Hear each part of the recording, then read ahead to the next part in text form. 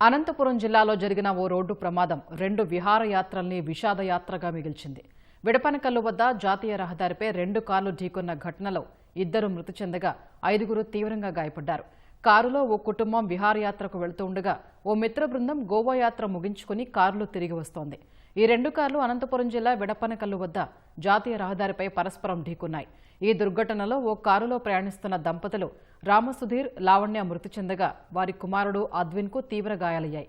మరో కారులో ప్రయాణిస్తున్న 4 తీవ్రంగా గాయపడ్డారు. వీరు అనంతపురానికి చెందిన సంజీవరెడ్డి, శ్రీనివాసులు, పుల్లానాయుడు, నాగిరెడ్డిగా గుర్తించారు. బాలుడు అద్విన్తో పాటు ఈ 4 చికిత్స కోసం అనంతపురం ఆసుపత్రికి తరలించారు.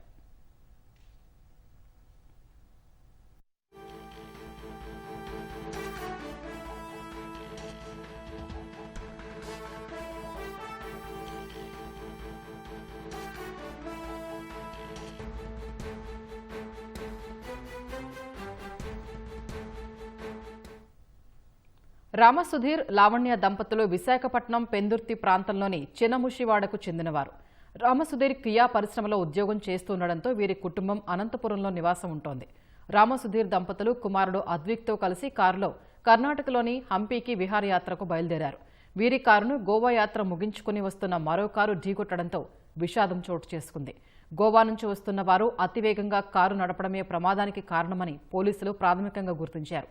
గోవా నుంచి వస్తున్న కారులో 3.5 లక్షల నగదు, మద్యం సీసాలు లభ్యం కావటం అనుమానాలకు తావిస్తోంది. ఈ దుర్ఘటనలో తల్లిదండ్రుల్ని కోల్పోయిన అద్విక్ అనాథయ్యాడు.